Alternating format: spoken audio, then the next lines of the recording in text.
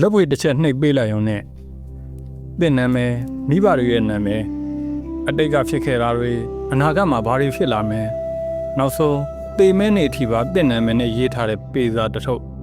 အိန္ဒိယမှာရှိတယ်ဆိုရင်ယုံမလားတင်ဘွားရဲ့အကြောင်းကိုတကယ်ပဲပေစာမှာမှတ်တမ်းတင်ထားတဲ့ရှေးဟောင်းဗေဒင်တစ်ခုတကယ်ရှိပါတယ်ဒါကတော့အိန္ဒိယနိုင်ငံတမီနာဒုပြည်နယ်မှာရှိတဲ့နဒီဗေဒင်ပဲဖြစ်ပြီး National Geographic အပါအဝင်နိုင်ငံတကာကမီဒီယာချို့ကတော့ documentary လာရောက်ရိုက်ကူးခဲ့ပူပါတယ်မင်္ဂလာပါတာတော့ကဖေးအကျိုးဆိုပါတယ်ဒီနေ့မှာတော့အိန္ဒိယနိုင်ငံမှာတကယ်ရှိတဲ့ထူးဆန်းတဲ့နဒီဗေဒင်အကြောင်းကိုပြောပြမှာမို့ကျွန်တော် channel လေးကို subscribe လေးလုပ်ပေးထားပါဦးနဒီဗေဒင်ဆိုတာနှစ်ပေါင်း2000ကျော်ကရိရှိလို့ခေါ်တဲ့အိန္ဒိယရသေးကြီးတွေကရေးထားတဲ့ထမ်းရွက်ပေါ်ကပေစာတွေပဲဖြစ်ပါတယ်နဒီဗေဒင်မှာတခြားဗေဒင်တွေလို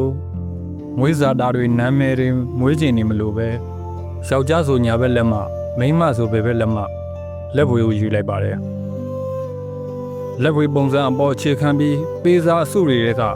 ကိုက်ညီတဲ့ပေစာတစ်ထုပ်ကိုရှာပြီးခေါ်တာပဲဖြစ်ပါတယ်ကိုယ့်ရဲ့လက်ဝဲနဲ့ကိုက်ညီတဲ့ပေစာကိုရှာတွေ့ရင်အဲ့ဒီထဲမှာတင့်နာမည်မိဘတွေရဲ့နာမည်ညီကိုမောင်နှမအရေးအတွက်အလောက်အကိုင်အိမ်တော်ရေးကန်ဆိုးမှုအထိအတိအကျရေးထားတာကိုတွေ့ရမှာဖြစ်ပြီးတချို့ဆိုပေမဲ့ရစရီပါရှိတယ်လို့ဆိုကြပါတယ်ဒီနရီဗေဒင်ဟာဘလောက်တောင်နာမည်ကြီးသလဲဆိုရင်ကဘာကျော်ဟောလီမင်းသားကြီး Morgan Freeman ကိုယ်တိုင် National Geographic ရဲ့ The Story of God အစီအစဉ်အတွက်အိန္ဒိယတည်သွားပြီးကိုယ်တိုင်စမ်းသပ်ခဲ့ပါတယ်သူ့ရဲ့လက်ဝဲကိုပေးပြီးပေစာရှာခိုင်းတဲ့အခါပေစာဖတ်သူကသူ့ရဲ့နာမည် Morgan ဆိုတာရဲ့သူ့မိဘရဲ့နာမည်ကိုပါပေစာထဲကနေအတိအကျဖတ်ပြပြီးအဖြစ်ပြတချို့ကိုပြောလိုက်တဲ့အခါမှာတော့မင်းသားကြီးကိုယ်တိုင်အံ့ဩမင်သက်သွားခဲ့ရပါတယ်လွန်ခဲ့တဲ့နှစ်ပေါင်းထောင်ကြီးကလေးကသူ့နာမည်ကိုဒီပေစာပေါ်မှာဘယ်လိုမျိုးကြိုရေးထားနိုင်တာလဲဆိုတာဟာသူ့အတွက်ကတော့တကယ်ထူးဆန်းတဲ့ဘေဒီတစ်ခုဖြစ်ခဲ့ရပါတယ်နဒီဗေဒင်ရဲ့အစကိုလွန်ခဲ့တဲ့နှစ်ပေါင်း4000ဝေဒခေတ်ကဝိရှိရသေးတွေအထူးသဖြင့်အာဂတ်စတိယရသေးကစီရင်ခဲ့တယ်လို့ဆိုကြပါတယ်အာဂတ်စတိယဟာဟိန္ဒူဌာနကြီးမှာအလွန်ကျော်ကြားတဲ့ပညာရှင်တစ်ပါးဖြစ်ပြီးဝေဒပညာစိပညာနဲ့အစစ်မြင်ဝိညာဉ်ရေးရာပညာရပ်တွေမှာကျွမ်းကျင်တယ်လို့ဆိုပါတယ်အာဂတ်စတိယနဲ့အခြားရသေးကြီးတွေကလူသားတွေရဲ့အသိပစ္စုပန်အနာဂတ်ဘဝတွေကိုဇန်အဖင်ញင်နဲ့မြင်နိုင်ခဲ့ပြီးအဲ့ဒီအချက်လက်တွေကိုထမ်းရွက်ပေးစာပေါ်မှာရေးမှတ်ခဲ့တယ်လို့ယုံကြည်ကြပါတယ်အာဂတ်စတိယအပါဝင်ရှေ့ပညာရှင်တွေကလူသားတွေရဲ့ကံကြမ္မာကိုနားလည်ပြီးကံဆိုးမှုတွေကိုလျှော့ချနိုင်ဖို့ဝိညာဉ်ရေးရာလမ်းညွှန်မှုတွေကိုပေးနိုင်ဖို့ရည်ရွယ်ပြီးနဒီဗေဒင်ကိုရေးထိုးထားခဲ့တယ်လို့ဆိုပါတယ်ဒါကြောင့်လူတိုင်းရဲ့ဘဝမဟုတ်ပဲအချို့သတ်မှတ်ထားတဲ့လူတွေရဲ့ဘဝပဲရေးထားတယ်လို့ယူဆကြပါတယ်ဆိုတော့ဒီနီဒီဘီယာကျောင်းကိုလူတိုင်းရောက်နိုင်တာမဟုတ်ပဲကိုယ်နာမည်နဲ့ရေးထားတဲ့ပေစာတို့ရှိခဲ့ရင်အကျောင်းတိုက်ဆိုင်တာပြီးရောက်နိုင်တာမျိုးဖြစ်နိုင်ပါတယ်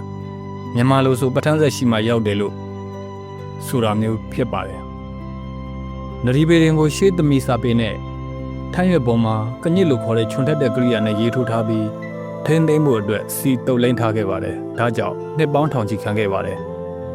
ချိုလာမင်းဆက်အေရီ844ခုနှစ်မှာချိုလာဘီယန်တွေကပေစာတွေကိုစူးစီးခွဲခြားပြီးစွာရစတီမဟာလိုက်ဘရီမှာထိန်းသိမ်းထားခဲ့ပါတယ်အဲ့ဒီစာကြီးတွေကယနေ့ထက်တိုင်းရှိပါတယ်12ရာစုလောက်ကဝါဒီဆွာရန်ခိုရီကျေးရွာဘုရားကျောင်းမှာပေစာတွေအများပြားတွေ့ရှိခဲ့ပြီးအဲ့ဒီနေရာကယနေ့ခေတ်မှာနဒီဗေဒင်ရဲ့အဓိကဌာနဖြစ်လာခဲ့ပါတယ်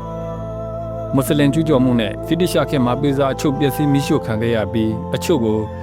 ဗြိတိရှတွေကစိတ်ဝင်စားခဲ့ပေမဲ့အများစုကိုဗြဟ္မဏမိသားစုတွေကလက်ဆင့်ကမ်းထိန်းသိမ်းထားခဲ့ပါတယ်အချို့ကိုရောင်းချလေလံတင်ခဲ့တယ်လို့ဆိုပါတယ်နဒီဘုရားကျောင်းကဗြဟ္မဏမိသားစုတွေကပေစာတွေကိုမျိုးရိုးစင်ဆက်လိုက်ထိန်းသိမ်းလုပ်ကိုင်နေကြပြီးခြံတိုင်းနဲ့အခြားမြို့တွေကိုလည်းပြန့်နှံ့လာခဲ့ပါတယ်ဒီနဒီဗေဒင်ရဲ့ကြော်ကြားမှုကြောင့် National Geographic နဲ့ Discovery တို့လိုနာမည်ကြီးမီဒီယာတွေကတော့လာရောက်ရိုက်ကူးပြီးမှတ်တမ်းတင်ခဲ့ပူပါတယ်နဒီဗေဒင်ကိုအိန္ဒိယနိုင်ငံကထင်ရှားတဲ့ပုဂ္ဂိုလ်တွေလည်းလာရောက်မေးမြန်းခဲ့ကြပါတယ်ပြည်ထောင်ဝင်ကြီးအမေရှာတမန်တော်ဟောင်းဖရာနတ်မူခါကြီးတို့အပြင်ဘောလီဝုဒ်မင်းသားကြီးစန်ဂျေးတက်တို့အပါအဝင်တရုတ်ဆောင်တွေလည်းအများအပြားလာရောက်ခဲ့တယ်လို့သိရပါတယ်